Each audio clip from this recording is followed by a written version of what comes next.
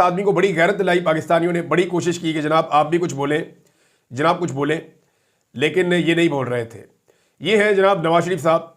लड़ाई ख़त्म हो जाने के बाद नवाज शरीफ साहब ने एक ट्वीट कर दिया। नवाज शरीफ साहब ने जो ट्वीट किया वो बिल्कुल गोलमोल किस्म का ट्वीट है। चलें ट्वीट भी मैं आपको बताया तो नवाज शरीफ साहब ने क्या ट्वीट किया है, ताकि आपको अंदाज़ा हो जाए कि मियाँ साहब बोलते हैं तो कैसे बोलते हैं। मियाँ साहब ने ट्विटर पर ट्वीट करते हुए कहा कि अल्लाह रब्बुल इज़्ज़त का शुक्र है कि इसने पाकिस्तान को सरबुलंद किया। मैं वज़ीर-ए-आज़म पाकिस्तान शहबाज शरीफ, फ़ौज के सिपह सलार Asim Munir, chief of air staff air marshal Zaheer Sidhu और अफवाज पाकिस्तान को शाबाश और मुबारकबाद देता हूँ। पाकिस्तान अमन पसंद मुल्क है और अमन को तरजीह देता है, मगर अपना दिफा करना भी जानता है। पाकिस्तान जिंदाबाद। बड़ा इर्रेलिवेंट सा ट्वीट नवाज शरीफ ने किया।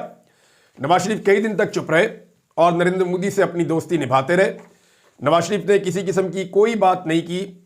अभी भी जो ट्वीट मियाँ नवाज शरीफ साहब ने किया इसमें भारतीय जारहियत का जिक्र नहीं है, आबी जारहियत का जिक्र नहीं है, मोदी का या आरएसएस का जिक्र नहीं है, और लफ्ज़ भारत भी उन्होंने इस्तेमाल नहीं किया और किसी किस्म का चैलेंज अपने दुश्मन को नहीं किया।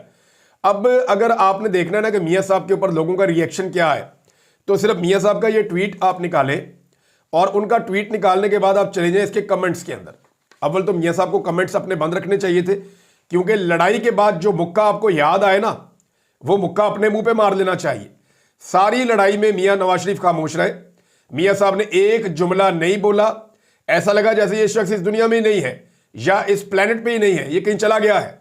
लेकिन जैसे ही लड़ाई खत्म होती है तो ये शख्स निकलता है अपने मोर्चे से बाहर, और निकलने के बाद जनाब जो ट्वीट करता है वो भी इतना कमजोर कि कोई कमजोर से कमजोर आदमी भी ऐसा ट्वीट नहीं करेगा जैसा मियाँ नवाज शरीफ साहब ने किया है। अब आप सिर्फ कोई हमारे दोस्त हैं बहुत सारे जो वीलॉग्स करते हैं, मेरी उनसे गुजारिश है कि कोई एक दोस्त जो है वो बैठ जाए और बैठ के मियाँ साहब को जो लोगों ने कमेंट में जवाब दिए हैं, सिर्फ एक वीलॉग में वो जवाब पढ़ के सुनाए कि लोगों ने मियाँ साहब को क्या क्या जवाब दिए हैं जब मियाँ साहब ने ये ट्वीट की है बदनीयती वाली। क्योंकि लड़ाई के बाद याद आने वाला मुक्का अपने मुंह पर मारना चाहिए और रख के मारना चाहिए, ताकि अगली दफा ऐसी गलती ना हो। मियाँ नवाज शरीफ हो गया, उनका खानदान हो गया, वो वैसे भी बोलते नहीं है, नरेंद्र मोदी के खिलाफ नहीं बोलते और उनके साथ अपना ताल्लुक हमेशा निभाते हैं।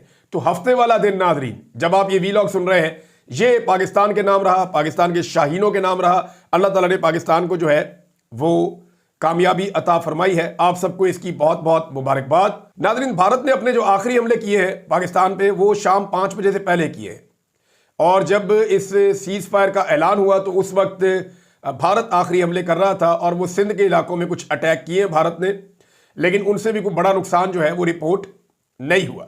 अब दोनों ममालिक जो है वो अपना अपना तखमीना और अंदाजा लगाएंगे कि कितना नुकसान हुआ है। लेकिन जंग में कभी भी ये नहीं देखा जाता कि आपका कितना नुकसान हुआ है। जंग में इंपॉर्टेंट ये होता है कि आपने कितना नुकसान किया है, क्योंकि आपका फोकस दूसरे का नुकसान करने पे होता है।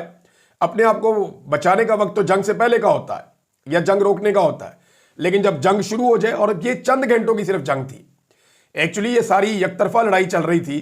पाकिस्तान रोक रहा था कि बस कर दो, ना करो भाई, अच्छी बात नहीं है।